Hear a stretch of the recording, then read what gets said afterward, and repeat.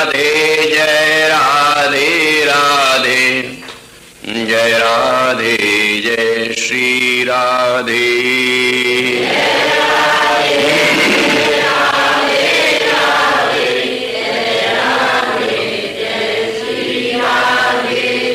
जय श्यामा जय श्यामा श्यामा, जय श्यामा जय श्री श्यामा।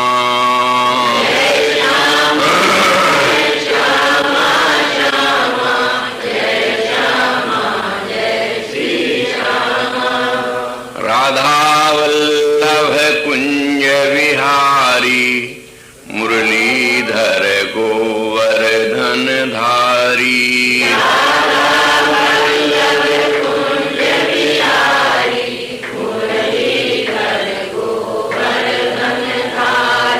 जय जय श्यामा जय जय श्याम, जय जय श्री वृंदावन धाम।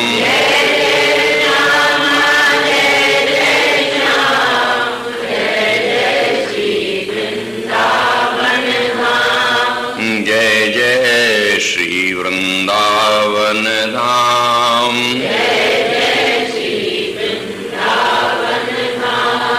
राधा वल्लभ कुंज विहारी, मुरलीधर गोवर्धन धारी।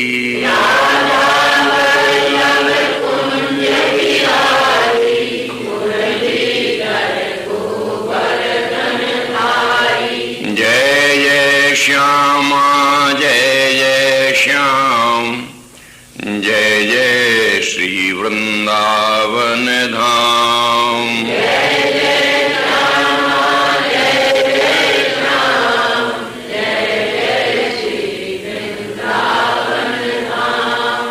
जय जय श्री वृंदावन धाम। श्री राधा वल्लभ लाल की, ललित लाडली लाल की, श्री हरिवंश जू महाराज की, श्री हित सेवक जू महाराज की, समस्त रसिक मंडली की, समस्त संत भक्तन की, श्री गुरु महाराज की, श्री वृंदावन धाम की, श्री राधा नाम की। जय जय श्री राधे। समुपस्थित वंदनीय चरण संत महानुभाव, सहृदय भक्तगण, भक्तिमती माताओं, कल के प्रसंग में किशोरी वृषभानुनंदिनी श्री राधा के स्वरूप परत्व की बात कहने की प्रतिज्ञा की गई थी। क्रमशः उपासना का क्रम श्री वृंदावन के जिस निवृत्त निकुंज देश में जाकर स्थित होता है, वो उपासना भगवद उपासना सर्वोपरि है। यो तो कामनाओं के लिए अनेकों उपासनाएं हैं, मोक्ष प्राप्ति के लिए बहुत उपासनाएं हैं, पर सर्वश्रेष्ठ उपासना भगवत चरणारविंद की उपासना, और वह उपासना जहां भगवान स्वयं उपासक बन गया। ये वृंदावन की श्री राधा चरणों की उपासना है। श्रीमद् भागवत में द्वितीय स्कंध के तृतीय अध्याय में अनेक देवों की उपासना, किस लाभ के लिए किसकी उपासना करनी चाहिए, बहुत लंबी एक लिस्ट सी दी गई है।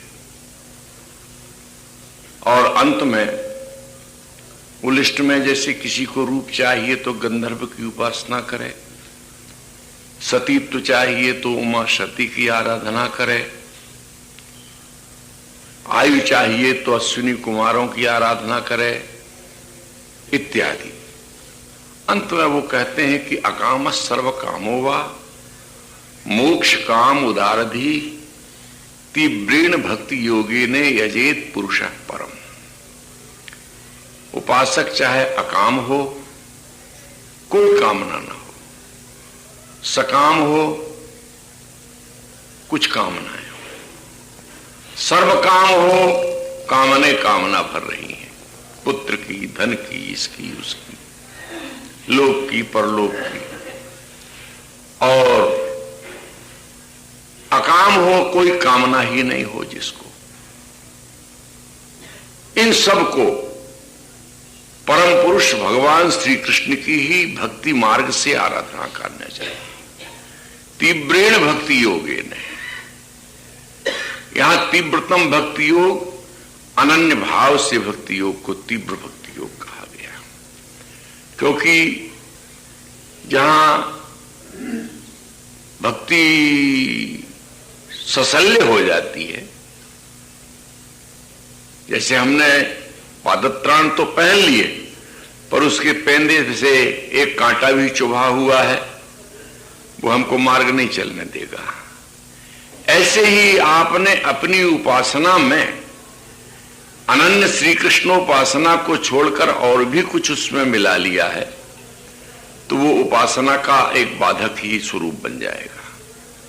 तीव्र भक्ति योग यह है कि जिसमें अन्य कुछ है ही नहीं। जैसे श्रीमद् वल्लभाचार्य पाद ने कहा, सदा सर्वात्म भावेन भजनीयो ब्रजेश्वरः अन्याश्रयो न कर्तव्या सर्वथा बाधकस्तु सा।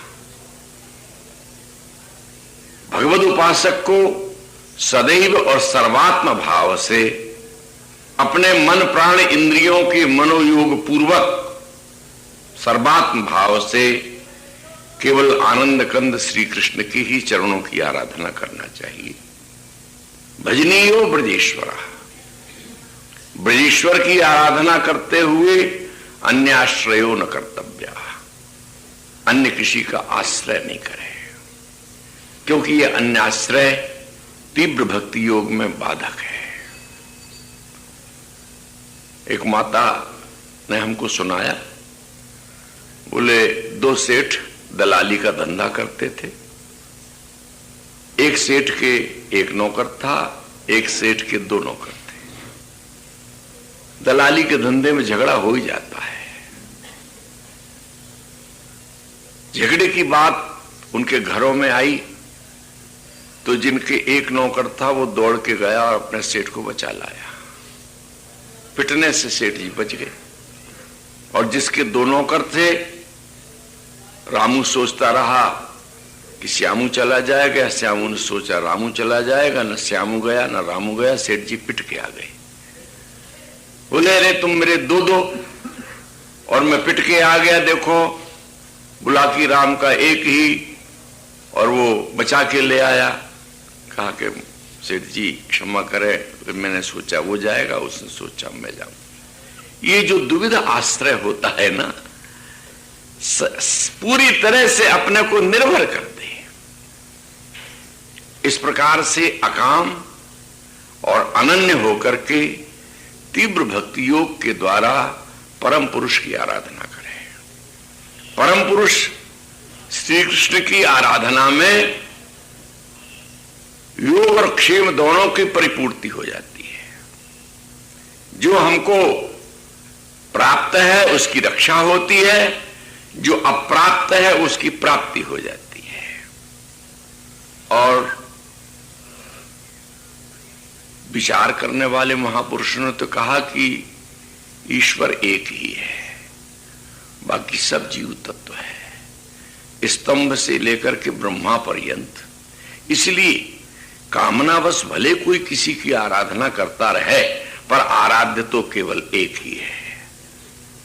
इसीलिए मध्वगौड़ेश्वर संप्रदाय में आराध्य के नाम से केवल श्री कृष्ण को ही बताया। आराध्यो भगवान ब्रजेश तनया, जीव मात्र का आराध्य वह है। हम बात करने जा रहे हैं किशोरी की आराधना की। जब भक्ति का क्रम विकास होता हुआ और शांत दास सख्य वात्सल्य आदि से ऊपर उठकर मधुर भाव कांतारति में स्थित हो जाता है यह जीव। इसके पश्चात उस दिव्य देश की परिकल्पना रसिक महानुभावों ने की है जहां किशोरी के श्री चरण आराध्य हैं।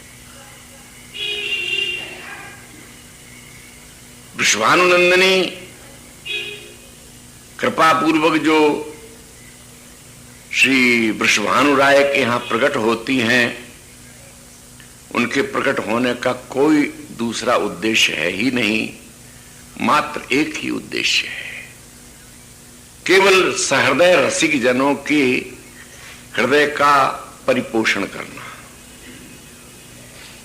एक समय बिहरत बनवाही कियो मतो विद्रुव की छाही, यह निज रस कीजे विस्तारा, रसिक जनन को अति ही प्यारा, तब नंदलाल वृषभानु किशोरी, रसिकन हित प्रगटी यह जोरी।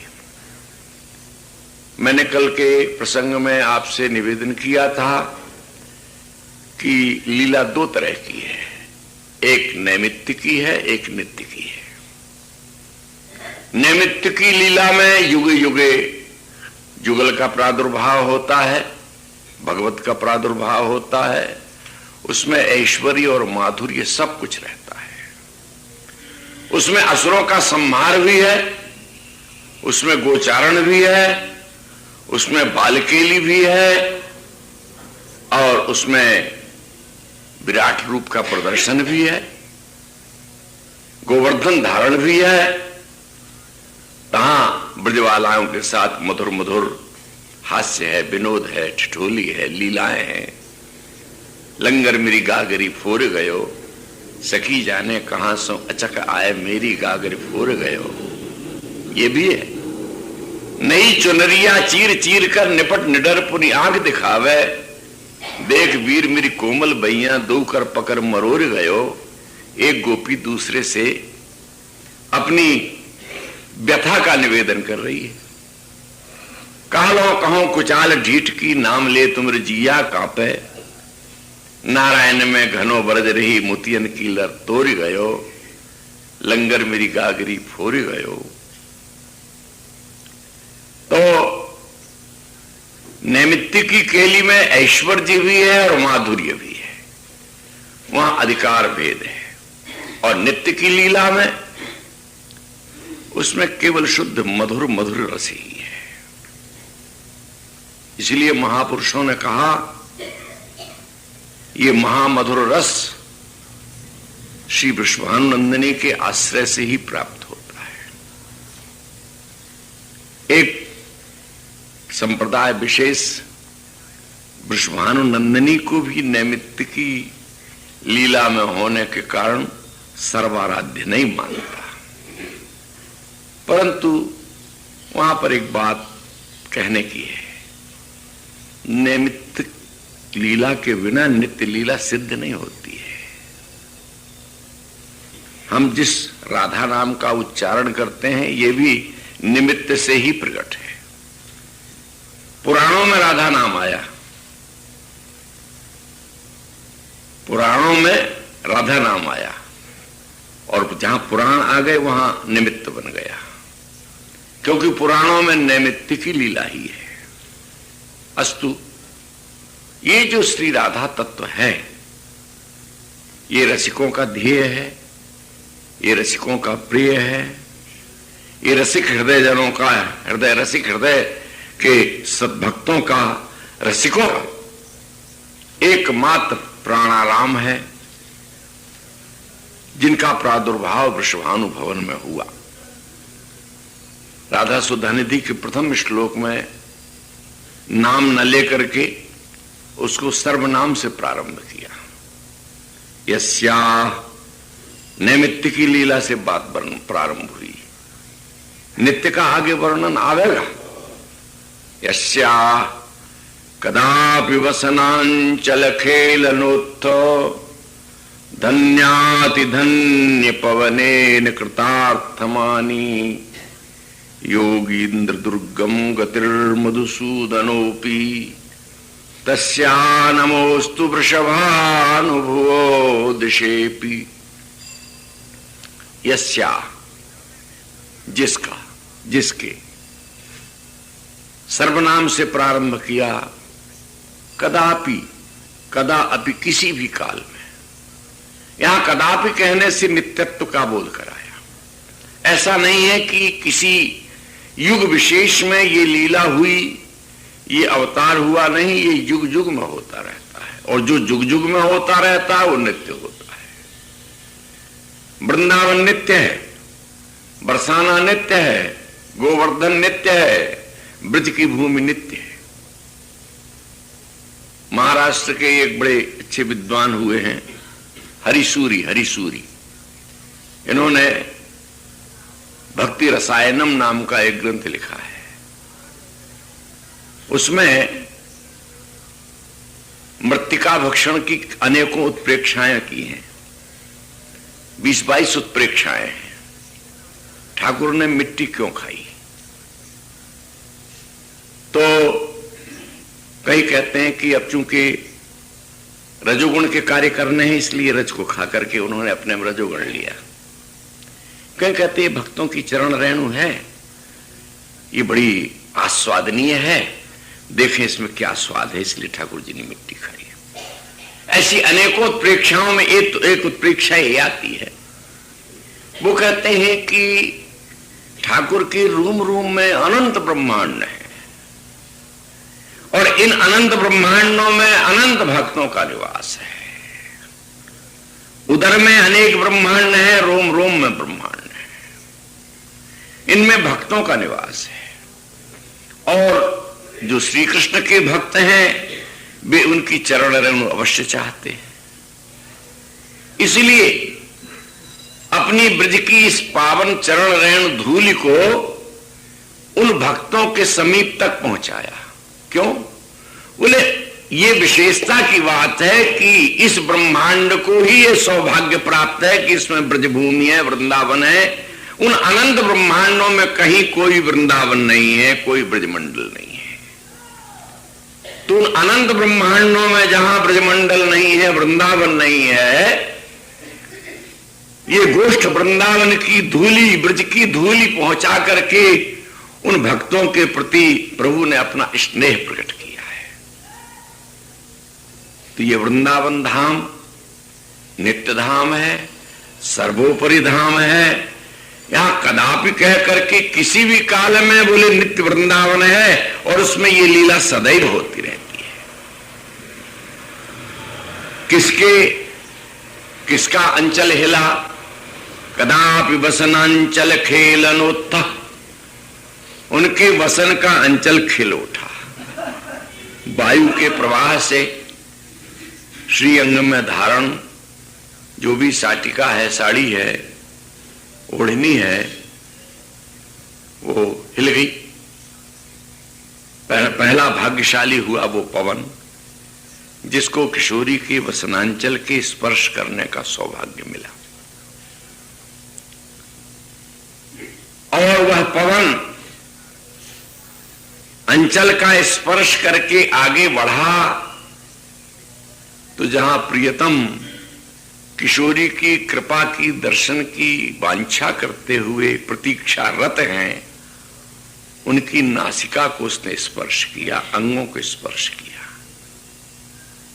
स्पर्श करते ही वो बोल उठे, धन्याति धन्य, धन्योयम, मैं धन्य हो गया, धन्यो हम। धन्य, पहले धन तो तुम हो पवन, जिसने किशोरी के अंचल का स्पर्श किया, और तुम्हारे माध्यम से मैं धन्य हुआ। इसलिए पवनेन, धन्याति धन्य पवनेन, केवल धन्य ही नहीं, कृतार्थ मानी। इस अवतार के ग्रहण करने का जो कोई अंतरंग प्रयोजन है आज मानो पूर्ण हो गया। कृतार्थ कौन होता है? जिसका मनोरथ पूर्ण हो जाए, कृतकृत्य हो गया। काकभूषुंडी जी के पास गुरुड़ गए, उनसे ज्ञानोपदेश प्राप्त करके अधिक कृतकृत्य भय हूं मैं, तव प्रसाद, अब मैं आपका आशीर्वाद पाकर के कृतकृत्य हो गया। कृतकृत्य जिसके लिए अब कुछ वांछित पदार्थ नहीं रह गया, कुछ प्राप्तव्य शेष नहीं रह गया, कृतार्थ माना, धन्याति धन्य अपने को माना। किसने माना? बोले योगींद्र दुर्गम गतिर मधुसूदनोपी, जिसे मधुसूदन कहा जाता है, जो योगींद्र दुर्गम गति है, उसने अपने आप को धन्य माना। योगींद्र दुर्गम है,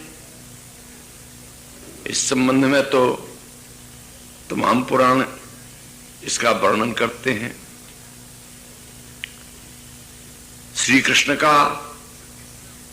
जो बाह्य क्रीड़ामय, सख्य क्रीड़ामय, वात्सल्य क्रीड़ामय स्वरूप है, उसे तो दर्शन कर पाते हैं, पर जो एकांतिक गोपी रमण का रूप है और राधा रमण का स्वरूप है, उसका अधिकार मानो उनका भी नहीं पहुंचता। एक महानुभाव ने वर्णन किया, एक दिन भ्रमण करते हुए देवर्षि नारद गोष्ठ वृंदावन में आ गए, नंदराय जी के प्रांगण में पहुंचे तो वहां देखते क्या है कि श्री कृष्ण बाल रूप में नंदरानी के सम्मुख नेत्रों से काजल को बहाते हुए कपोलों को काला करते धरती में लोटपोट हो रहे हैं। मैया मुझे गोद में ले ले। और मैया कहती है कि तुझे गोद में ही ले रहूं और कुछ ग्रह के कामकाज हैं उनको करूं कि नहीं करूं? तू ऐसा लाडला हो गया कि मेरे गोद में चढ़े रहना चाहता है। मां निषेध करती है और वो कहते हैं कि मैं गोद में चढ़ूंगा। नारद स्तुति करने लगे, किम ब्रूमस्त्वाम यशोदे कति कति क्षेत्र गत्वान पूर्वम गत्वा की दृग्विधान कति कति सुकृतन्नर्जितानि त्वयैव न शक्रो न स्वयंभुर न मदन रिपुर यस्य लेभे प्रसादम तत्पूर्णम ब्रह्म भूमो विलुठति विलपत क्रोडुमारोढ़ कामम। हे नंदरानी, आपके भाग्य की हम क्या प्रशंसा करें। आपने जाने किन किन पुण्यों का अर्जन किया, विलक्षण पुण्य आपने एकत्र किए, किन क्षेत्रों में तीर्थों में आप भ्रमण करने गई। हम तो त्रिलोकी में अटते फिरते रहते हैं, पर हमें यह सौभाग्य नहीं मिला और से तीर्थयात्रियों को भी यह सौभाग्य नहीं मिला। तुम्हारे पुण्य विलक्षण, तुम्हारे तीर्थों का भ्रमण विलक्षण। ये जो तुम्हारे सामने पृथ्वी पर लौट रहा है, आंसुओं से अपने मुखमंडल को म्लान बनाता जा रहा है और क्रोध मारूढ़ कामन तुम्हारी गोद में चढ़ने की आकांक्षा करता है, ये तुम जानती हो कौन है? न शक्रो न स्वयंभू न मदर रिपुर यस्य लेभे प्रसादम। जिसकी कृपा को, जिसके आशीर्वाद को न इंद्र प्राप्त कर सका, न स्वयंभू ब्रह्मा प्राप्त कर सके, न मदन रिपु, मदन को जला देने वाले भगवान शंकर भी जिसकी पूर्ण कृपा को नहीं प्राप्त कर सके, वो बिलपत क्रोध मारूढ़ का गिड़गिड़ा रहा है, तुम्हारे सामने विलाप कर रहा है, रो रहा है। तो योगींद्र दुर्गम गति ही, सामान्य योगियों की बात क्या, योगियों की इंद्र है भगवान शिव, आशुतोष। भी स्वरूप का दर्शन करने में एक अधिकार, एक सीमा तक है। मधुसूदन है, सामान्य अर्थ में तो मधुसूदन का अर्थ होता है मधु नाम जो दैत्य है उसका सूदन कर देने वाला, विनाश कर देने वाला, छेदन कर देने वाला। भगवान विष्णु का भी नाम मधुकैटभारे आया है, मधु और कैटभ नाम के दैत्यों का जिसने निधन किया, वध किया। पर यहां चूंकि राधा सुधा निधि है ना, इसलिए रसिक महानुभावों ने मधु नाम रस और उसका सूदन आस्वादन करने वाला जो रसिक शेखर है उसको मधुसूदन माना है। जो श्री राधा रस का आस्वादन करता है उसका नाम मधुसूदन है। कालिंदी तटकुंज मंदिर गतो योगींद्र वद्यत पतज्योतिर्ध्यान पर सदा जपतियां प्रेमाश्रुपूर्णो हरि केनाप्यद्भुत मुल्ल सद्रति रसानंदेन सम्मोहिता साराधेति सदा हृदय स्फुरतु मे विद्या पराद्वयक्षरा। कालिंदी के तट पर बैठ करके द्वयक्षरा परा विद्या का आराधन करता है, वही जिसका स्वरूप, जिसका दर्शन करने में कोई समर्थ नहीं। ऐसे जैसे योगींद्र समाधि लगा लेते हैं, जिसमें सती से अपराध बन गया, सतीहीन सीता कर वेशा, शिव जी ने समाधि ले ली।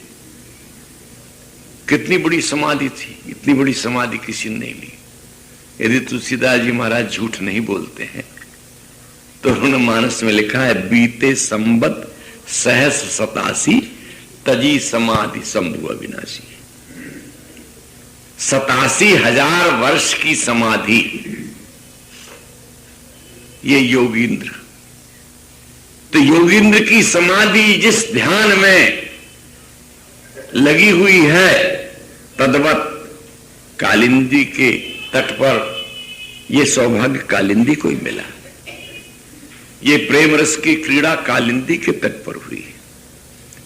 कालिंदी उभय लीलाओं की साक्षी नहीं, अनुभोक्ता है। ऐश्वर्य लीला में भी कालिंदी है, माधुर्य लीला में भी कालिंदी है। नैमित्य की लीला में कालिंदी है और नित्य की लीला में भी कालिंदी है। द्वारिका में भी पटरानी है और ब्रज में भी गोपी है, नित्य में भी सहचरी है। कालिंदी के तट पर यह लीला संभव हुई है, अन्यत्र कहीं नहीं है।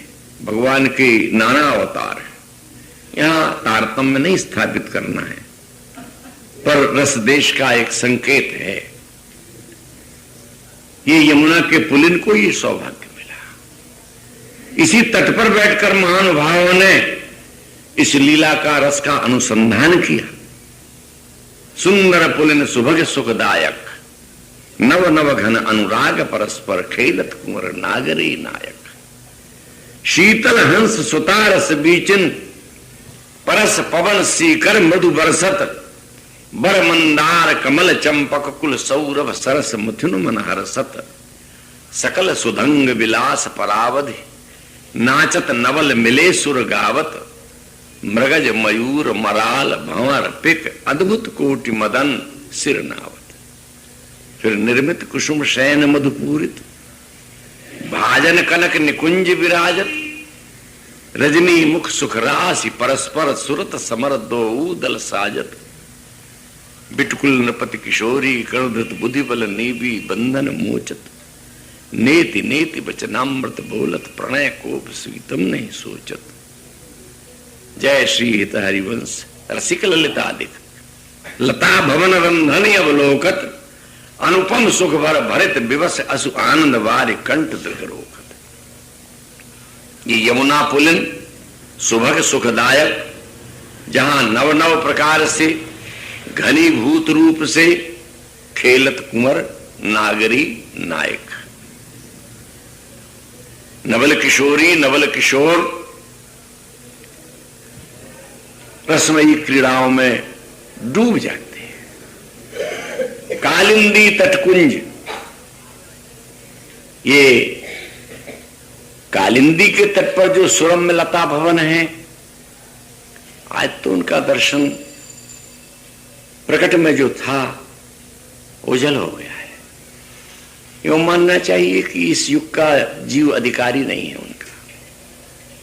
और जिन्होंने दर्शन किया उन्होंने कहा, मन हुआ जात अजो वह वा जमुना के तीर। बात लगावत सखन सो आवत है बलबीर कतौते बाज के। आज से 50 वर्ष पूर्व जब हमारा वृंदावन में आने का सौभाग्य हुआ, दर्शन किया, तब से आज जो देखते हैं ऐसा लगता है कि आकाश पाताल का अंतर हो गया। बिहारी जी के मंदिर से रमण रेती के क्षेत्र तक जाते सघन छाया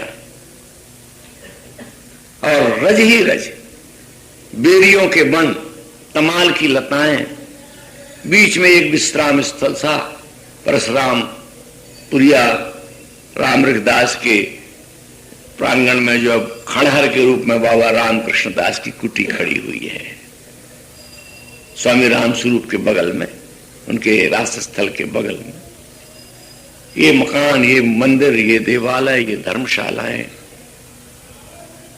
ये युग का एक प्रवाह विशेष है। महानुभावों ने कहा कि ऐसा लगता है कि कालिंदी